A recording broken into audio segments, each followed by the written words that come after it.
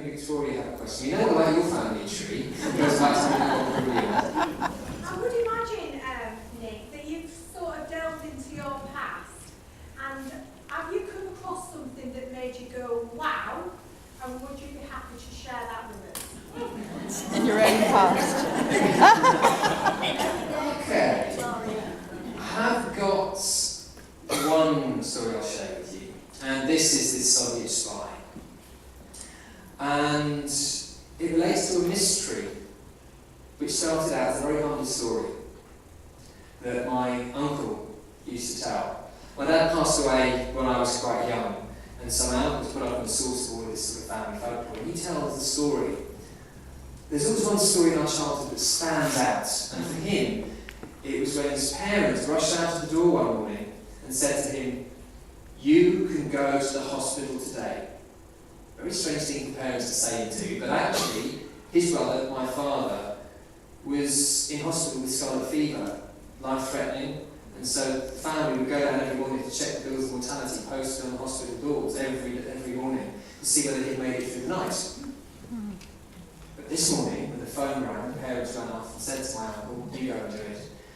He was probably about 7 or 8 years old. Clearly a different innocent time. And off he goes, crossing the road for the first time on his own. Goes up the bills of mortality. Checks them to make sure he can read it and he's got the spelling correct and his brother doesn't appear. And then, relieved that he's not on the list, and full of self-importance of having fulfilled this adult task, he goes home and waits for his parents to reappear. An hour or two later, and they do so, not giving any explanation of where they've been, and really seeming completely unconcerned about this mission that he's undertaken on their behalf. That's the story. And it was only when we discovered a little bit more about another family member that it all made sense.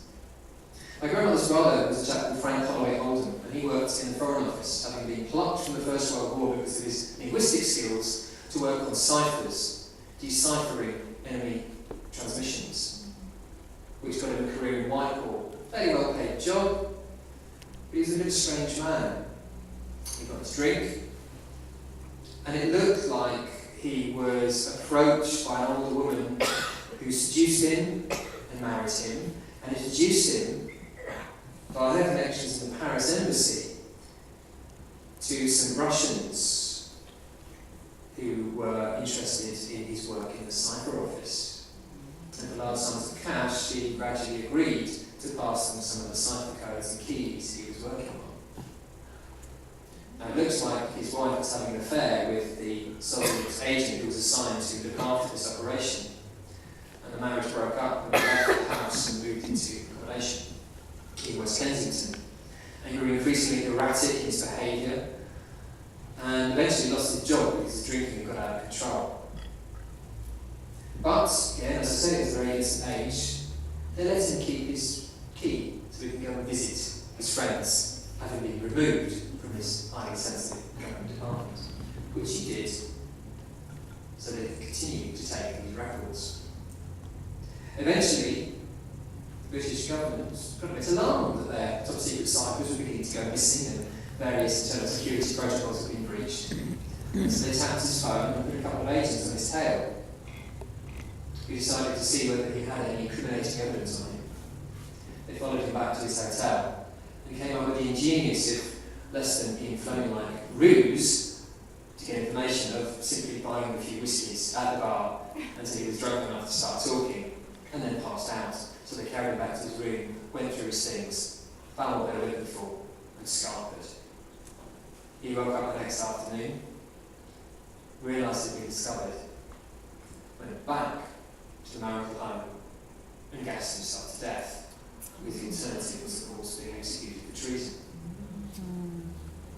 And that was why my grandparents left the home in a rush that morning to go out and identify the body.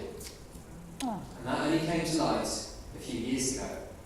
It had been a complete mystery, just another Uncle Michael anecdote, which suddenly made sense. The two stories converged, and it was that eureka moment.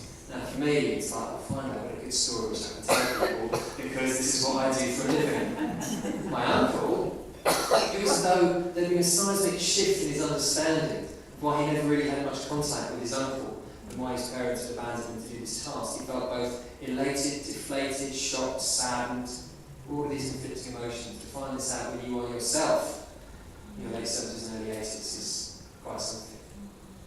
So I suppose it depends on how far back you are and how closely related you are to an individual as to the impact these have. And I've done a lot more research on this chap, and the files that survive, because he was on the margins of society, are incredible, and in many ways that's a lesson that we all learn when we start research.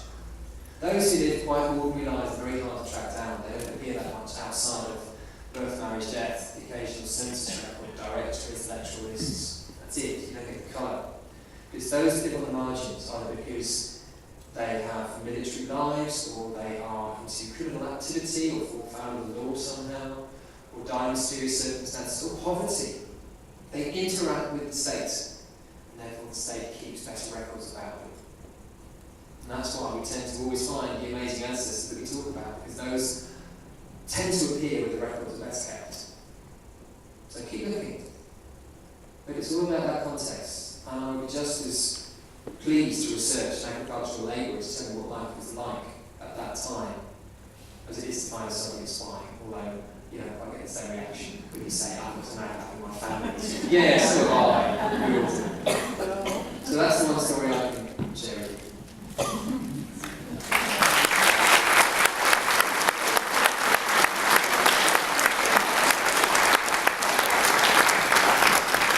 I would just like to say as closing remarks, thank you so much for listening to me ramble on for the best part of 2 hours. You've been a fantastic audience. I hope you enjoyed yourself here. This has been the most amazing event. I give talks around the country. This is the first time I've had people in period costume bring me fantastic tea and cake. And it's such a wonderful social atmosphere. So thank everybody around you, I think, for making such an amazing event. So round of applause to the audience.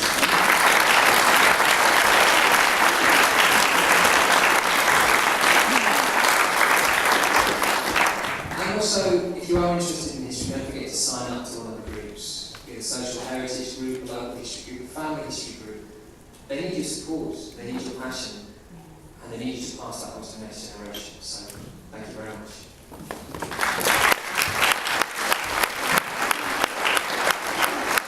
Yes, I'll just reiterate that. I know we've done lots of clapping, but let's really give Dr. Nick Barratt a fantastic round of applause, and we do wish you a good, safe journey back to home, and thank you so much for coming, Nick. It's been